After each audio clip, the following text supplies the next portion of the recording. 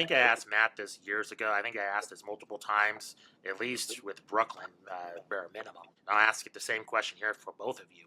What is Kevin Durant's legacy? I mean, he's a phenomenal player. He's great efficiency wise. Every team he's at, I correct me if I'm wrong, I haven't seen a dip in terms of production unless he's hurt. In terms of how this guy plays, he's a perennial All Star, perennial top five player in this league. But yet teams want to trade him. Is he the problem? Like at this point, do we have to take a look at this guy's reputation in terms of, hey, this is not just some scrub player. It's not just some like borderline all star. I mean, he's going to go down as one of the greatest players who ever lived on whatever ranking you may have him. And yet, another scenario in which the Suns were actively shopping him. And just what came out in terms of, if we were to believe it, him denying wanting to go to the Warriors, and just again more drama associated with KD. So, in your guys' opinion, what do we make of this guy's legacy overall? Because it's confusing to me seeing this guy's play on the court, seeing him have all the attributes of being a legend in this game, but yet there's so much baggage with him off the court. And you want to tackle that first? Yeah, I will. And I'm always worried about getting flamed by Kevin because, as everyone knows, he's very active on Twitter and will bring stuff up. Look, he's one of the greatest players ever in the NBA as far as his on the court. Off the court locker room, I have yet to find any player, and has ever even a whisper of him being a locker room cancer or an issue. I think he's mercurial. I think he's had the misfortune to be playing at the same time as LeBron James. So that's got to weigh on you a lot, right? I think his legacy is still one of the greatest.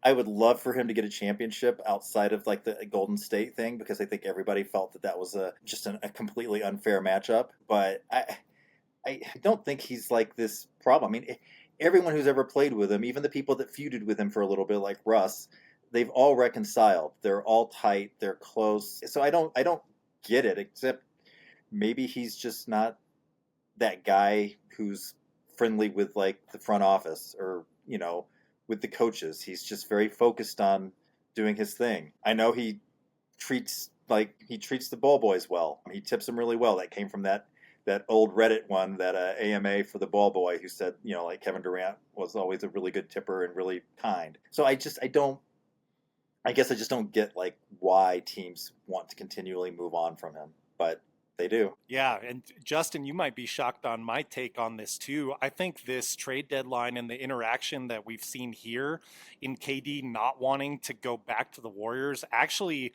helps him and makes him, I think, more relatable. I think it's cool to see like this pride and self-respect that he has. I'm going to give him just the optimistic take on this, to not be willing to go back to Draymond Green after Draymond told him, we don't need you, leave, and he did leave. I'm glad he's setting his feet down in Phoenix, even though this ship seems to be going down. I like this better for KD than a return to Warriors, just in terms of narrative. Some people would certainly disagree. Some people want to see the reunion tour, but I kind of feel like the most damaging thing in KD's legacy was that Game 7 defeat and then going to the Warriors. That's hard just from an image standpoint, especially if you're kind of an old head and used to that kind of more competitive feel to the league, or more adversarial relationships in the past, which sometimes is overblown and kind of revisionist history. But I think that was a damaging PR hit. I think most people agree with that, just like LeBron's decision was a PR hit. It was kind of the next in line with that. And so KD keeping his feet planted, I like it for him in Phoenix. In terms of his place in NBA history, I mean, he's certainly, I think, fair to say, knocking on certainly top 30, maybe top 20. I don't know. I would have to do a lot more digging to convince myself of higher than that right now, because I want to be precise when we get into those all-time rankings, as you know, Justin. But yeah, I think this trade deadline wasn't a bad hit for KD legacy-wise. I think we need to see how Phoenix responds after this, and if there is something that was taken personally from all the back end dealings. I don't blame the Suns for seeing what they can get for him either. But we'll see if it happens. Anyway, long-winded answer, Justin. Back to you. So the Suns kind of staying complacent was, I mean, other than dealing Nurkic, was sort of your worst move and the potential chaos it caused.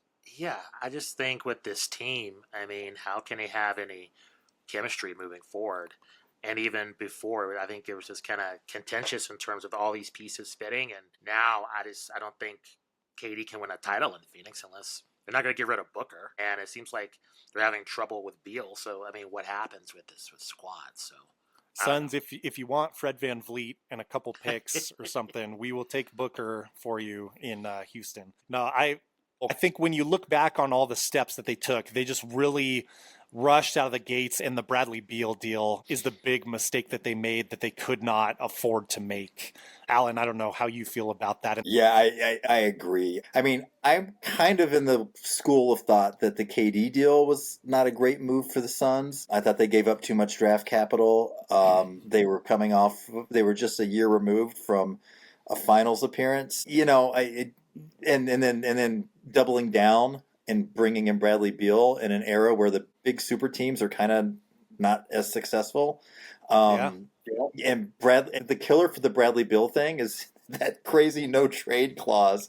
I mean, wow. You know, because even with Jimmy Butler, you know, Pat Riley, I think, had probably in his back pocket sending him to the Wizards for like nothing. You know, sending him to the worst place ever. But, you know, Bradley Beal gets to choose where he wants to play.